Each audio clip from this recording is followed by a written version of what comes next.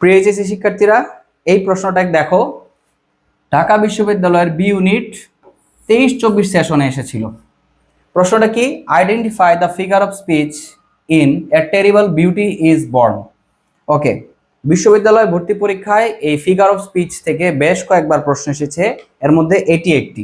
এইখানে চারটা অপশন আছে। প্রথমটা হচ্ছে অক্সিমোরন, এরপরে আছে মেটাফর, এরপর আছে আইরনি, এরপর হচ্ছে পার্সোনিফিকেশন।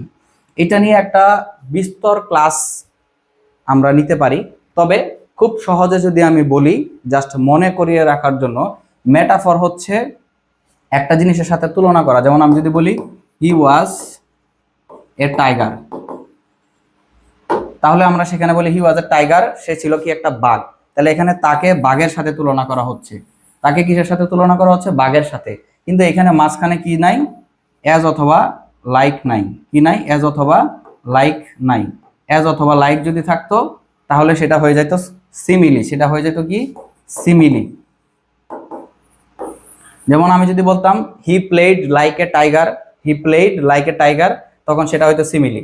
যখন বলেছি হি ওয়াজ এ টাইগার, তখন সেটা হয়েছে মেটাফর। তাহলে এখানে আমার মেটাফর নাই। এ টেরিবল বিউটি ইজ বর্ন, এখানে কোনো মেটাফর নাই, কারণ এই বিউটিকে আর কারোর সাথে এখানে তুলনা করা হয় নাই। এরপরে আইরনি। আইরনি হচ্ছে বলে একটা করে আর একটা, এখানে সেটাও উল্লেখ নাই।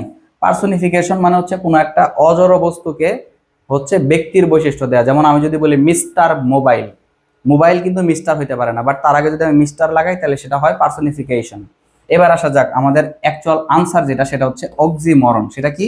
অক্সিমরন। এখন এই অক্সিমরন মনে রাখার একটা গুরুত্বপূর্ণ ট্রিক্স আছে, এই ট্রিক্সটা মনে রাখো। টেরিবল মানে বিউটির একটা অপোজিট ওয়ার্ড আমরা বলতে পারি টেরিবল। বিউটি মানে সৌন্দর্য, টেরিবল মানে নিকৃষ্ট। তাহলে সৌন্দর্য আর নিকৃষ্ট দুইটা একটা কি? বিপরীত শব্দ, কিন্তু বসছে কি? পাশাপাশি। বসছে কি? পাশাপাশি। তাহলে আমরা প্রথমে আগে লিখি পাশাপাশি বিপরীত শব্দ, তাইলে হচ্ছে সেটা কি হয়? অক্সিমরন। কি হয়? অক্সিমরন।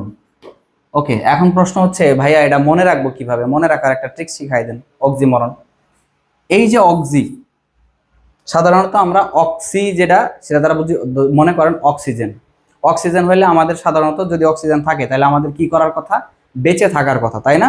কিন্তু না বাইচে আমরা কি, আমাদের কি হইতেছে? মরণ হইতেছে। কি হইতেছে? মরণ হইতেছে। তাহলে অক্সিজেন আছে কিন্তু আমার বাঁচার কথা, কিন্তু হয়ে যাইতেছে কি? মরণ। হয়ে যাইতেছে কি? মরণ।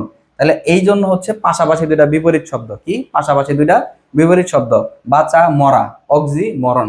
এই কারণে হচ্ছে পাশাপাশি দুইটা বিপরীত শব্দ থাকলে সেটাকে আমরা কি বলি? অক্সিমরন বলি। এই ট্রিক্স দিয়ে যদি হচ্ছে মনে রাখো, তাইলে হচ্ছে এটা আনসার করা তাদের জন্য অবশ্যই সহজ হয়ে যাবে। তো আশা করি ট্রিক্সটা তোমার উপকারে লাগবে।